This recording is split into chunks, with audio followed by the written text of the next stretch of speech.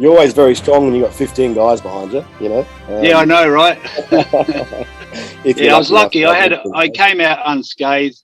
There's a couple of times where things happen, but it's soon that's like judo and all that. You learn to get that you're not the toughest guy in the street. You know? Well, mate, for me personally, in all my years of working in, say, Northbridge and Perth and, in some of the big clubs in Cairns and so forth, it was more so the fact that I was good at managing people and talking to people. It wasn't about how big and how tough I was, and it was more that verbal jiu-jitsu of being able to have a talk to a guy and say, mate, what's going on for you? And he's like, he's off and he's throwing chairs and he's carrying on, but you find out that afternoon his father had passed away or something, something very full on had happened. And you could de-escalate many situations if you were smart enough to, Yeah, and you're right, and that takes a heck of a lot more than the physical side. 100%. As you know. Yeah. And I think most guys I know who are really when I say tough, I just mean tough guys who can dish it out, get it dished out to them. They're tough, they're fighters.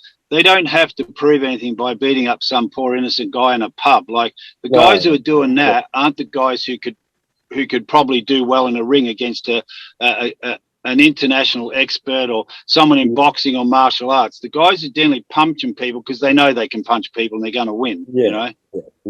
It's just weak. It's cowardly. That's not what you're there for.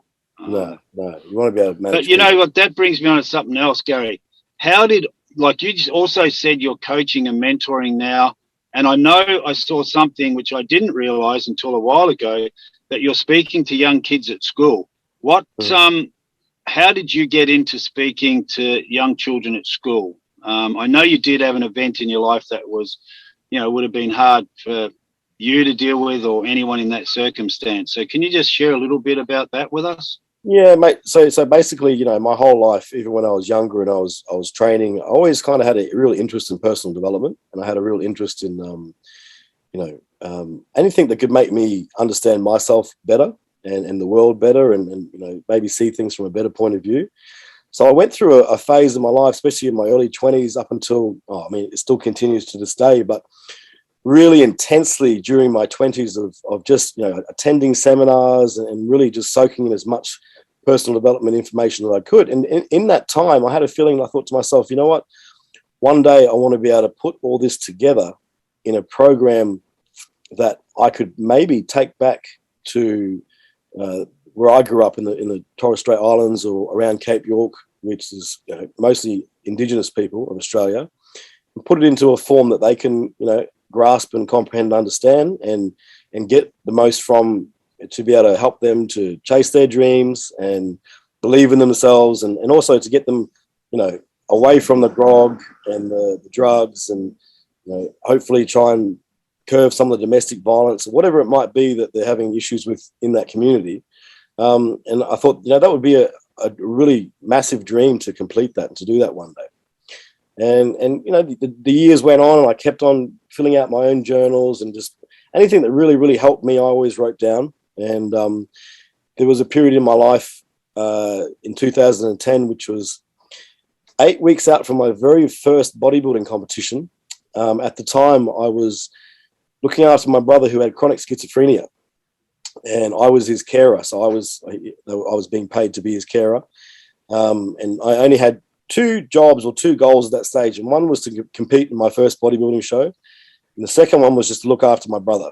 He was a bit older than me, but he was like my older, smaller brother, and I felt a huge responsibility of, being able to try and protect him from everything I could in the world that could harm him or, make his life more difficult than it already needed to be. Because if you know much about chronic schizophrenia, it's quite, it's quite full on just in itself. And unfortunately, 8 weeks before my first competition, he took his own life under my care. And it was full on. I mean, I found him, and it was very kind of graphic and very horrific. And when you go through something like that, it tips your world upside down. It makes you question all your beliefs, what your goals are, where you're going, it makes you ask questions about yourself. What is this all about? What is life all about?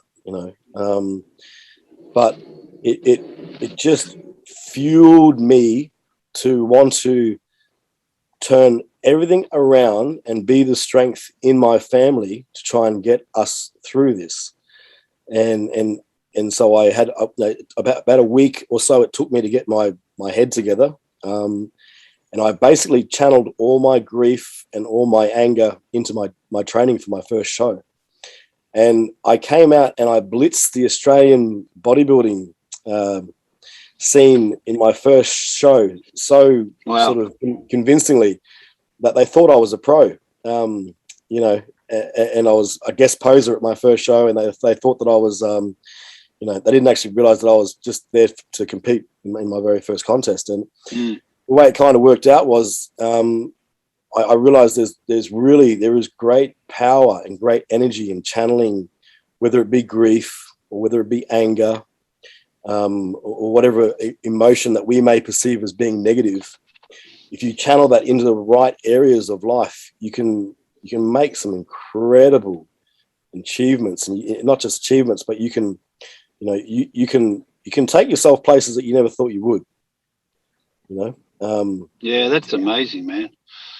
I mean, it's a sad journey, but it's you just don't know how many other people's lives you can turn on another path than one that might end up in another same situation for some other family, Yeah, well, I think it was, for me, it was either I was either going to go down one path that would possibly have been, drinking, depression, blame, guilt, drugs, who knows what else, or it was going to be, I'm going to try and turn this into something positive and channel this into something. And my whole goal with bodybuilding was not to get up and just be the muscly man and try and, win competitions so everybody could see me flex my muscles on stage.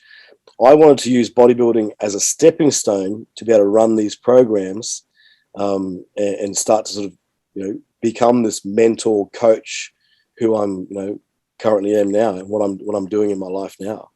So it was more about creating a platform for me. Well, that's fantastic, mate. And, I think you just started doing schools, yeah? You're talking to kids at schools, and is that based around similar to what you're just talking about, sharing that story and getting them to understand that life is going to have ups and downs, but there's always a better side somewhere?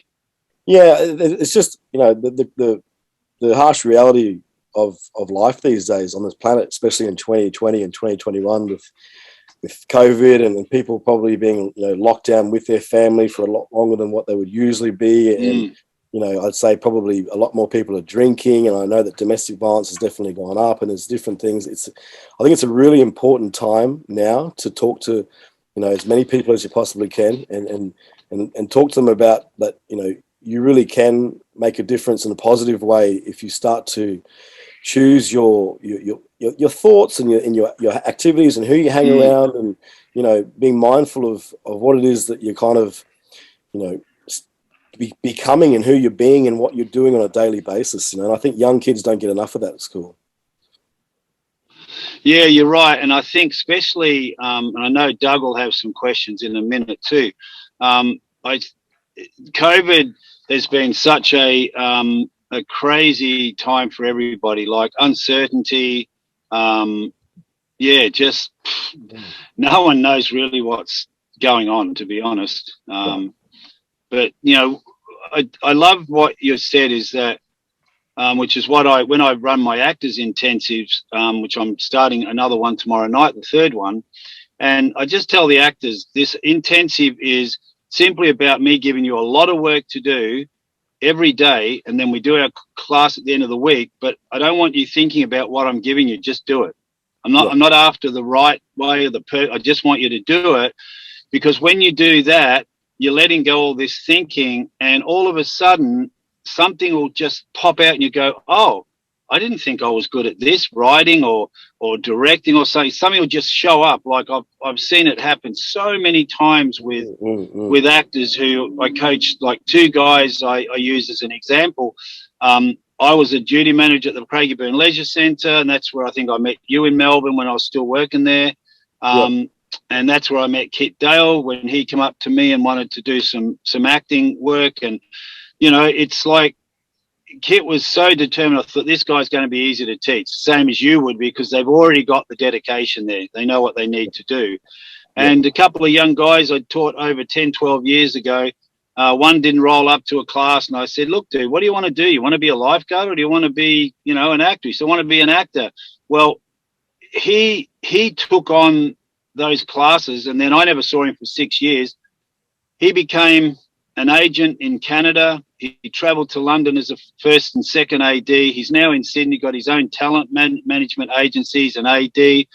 And I said, and he got me into the Canadian agent, one of the big five up there, because I saw him on Facebook there. And I said, what are you doing there? And he goes, I left pool lifeguarding and decided to take chances. And his chances pulled off, man. They worked out. And he's never acted since. And he wanted to be an actor. So you just don't know, you know? No, you don't know. And sometimes people will see talents in you that you can't see yourself, you know, but they're waiting to be birthed.